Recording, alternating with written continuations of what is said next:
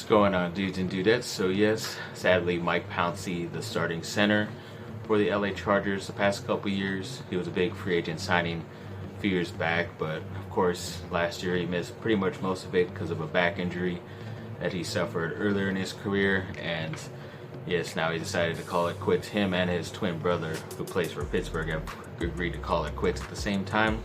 So it kind of sucks. It leaves the Chargers a hole right there in the center, but I think they could find someone in the draft. There's a couple of good centers out there they could get in the second or third round if they're smart.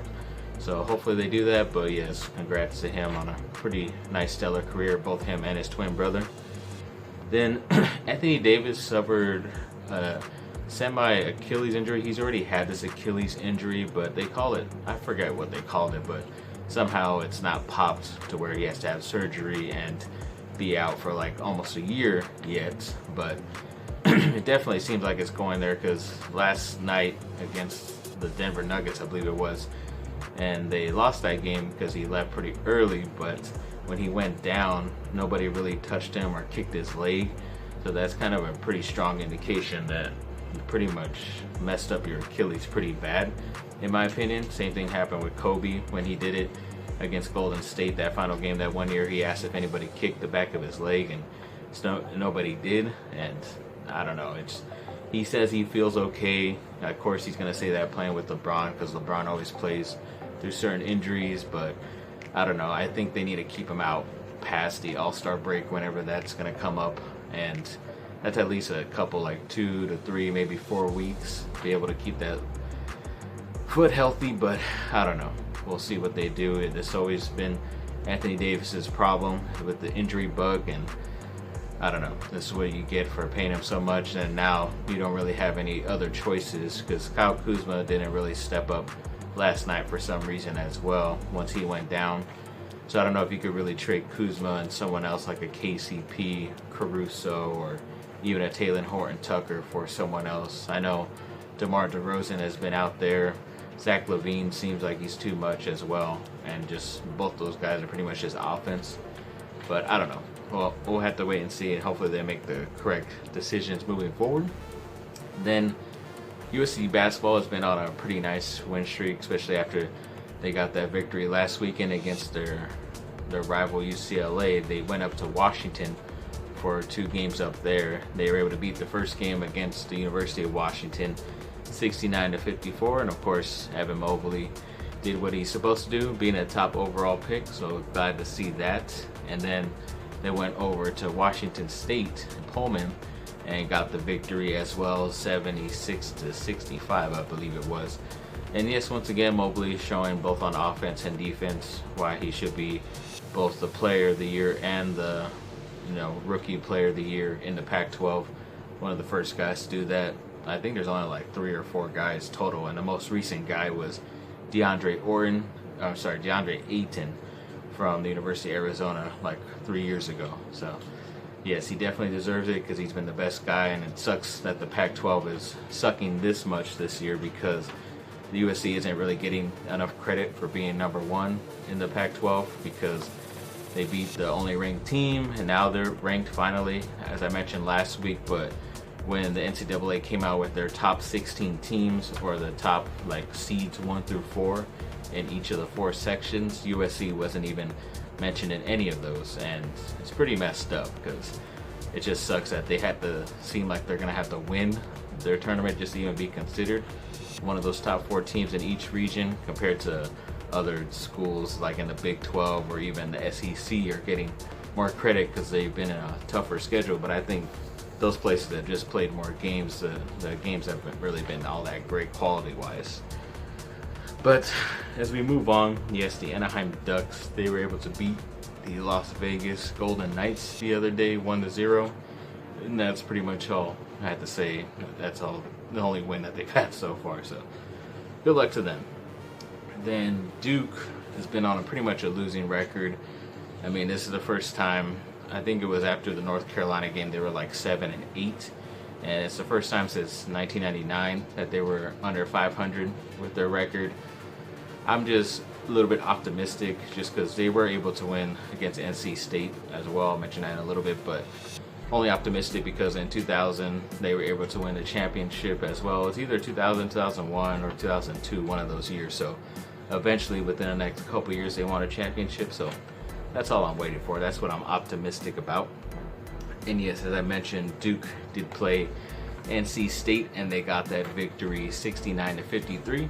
Definitely much needed. It was on the road, but NC State is still in the same, state, so wasn't having to travel too far. Luckily to get that victory against a struggling NC State team this year. And yeah, we'll see what they can do.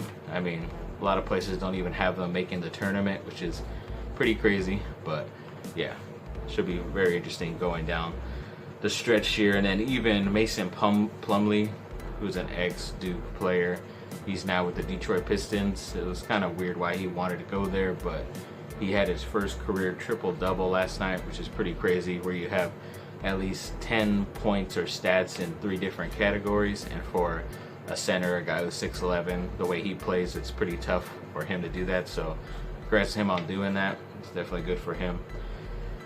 And yes, when it comes to the Chargers, there was this article asking if they were able to get Leonard Williams, the defensive lineman, to their team in free agency this year. It would be a great snatch for them, and I believe so too. I think there's a reason why he was a top 5 overall draftee coming out of USC.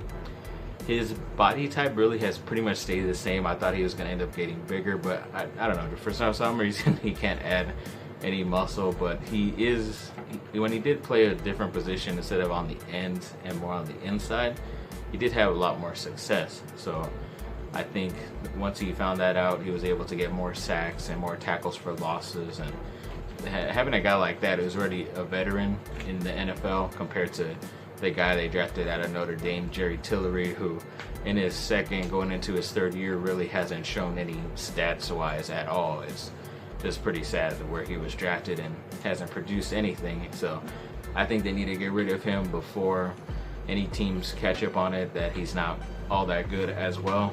But yeah, I think he's a way better, much of an upgrade than Tillery, in my opinion. Then the Lakers have been on a pretty nice streak. I think they got up to like 7 or 8 straight wins since their last loss. And yes, they were able to beat OKC the other day. OKC was missing a couple players, but luckily the Lakers had all theirs and they were able to get that victory. So that's what's most important.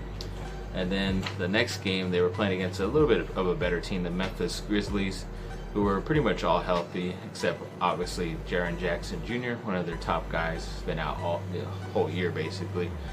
But it was pretty tough game because the Lakers were down pretty much most of the time. And then when it came to the end, luckily LeBron was getting hot and talking smack. And yeah, of course, both him and Kuzma got fined at the end of the game for like fake flopping or fake fouls that they said were on them.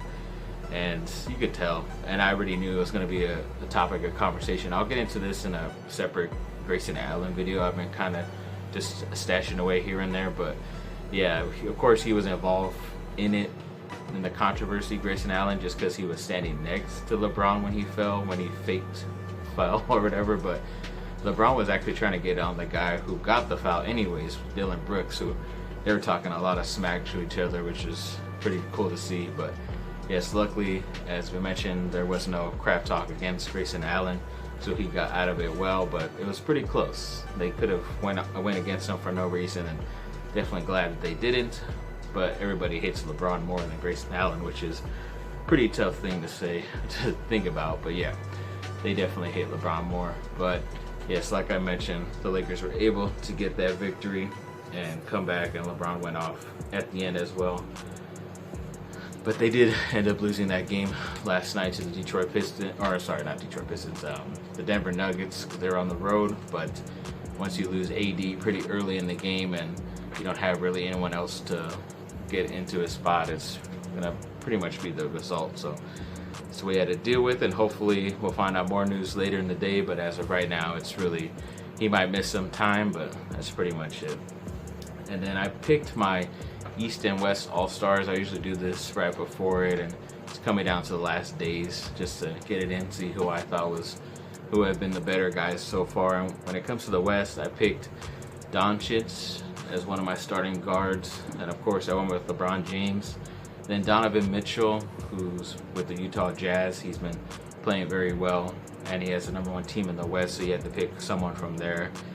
Zion Williamson has been pretty great, especially in that forward spot that you have to choose for with him.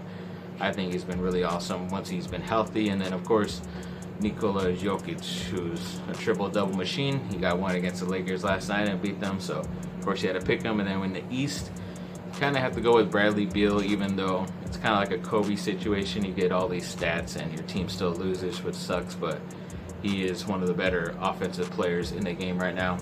Then Zach LaVine, once again, you're kind of doing everything for your team, but he's really more of an offensive guy. He doesn't really help much on defense, but offensive-wise, he's scoring at a pretty high rate. Then Kevin Durant, he's just been looking great, really healthy. If it wasn't for COVID and certain other things, he'd have more games in, but I think while he's been in there, he's been one of the top players in the NBA. Then I'm going with my guy to USC, Nikola Vucevic, because he's had at least 2 40-point games at that power forward / center position and against good competition, so I think he's one of the better guys out there. And definitely Joel Embiid, he's been getting some like MVP talk here and there as well, so you got to go with him. And to end on some miscellaneous news, so Will Eubank, he was the director of that Angels and Airways movies, Love, that I kind of talk about here and there. But he did go on to make movies like The Signal, which is a pretty good sci-fi movie. And then the other year, like a year or two ago, he made that movie with Kristen Stewart. It's like a horror / sci-fi called Underwater. I still haven't watched it, but I might check it out, where she's like has a bald head or something crazy like that. But yeah, so apparently him and some other pretty good horror director, producer are going to be working on a Paranormal Activity reboot of that franchise. I never really got into it because I don't like horror movies, but it's pretty cool that he is going to get that opportunity with a well-known project.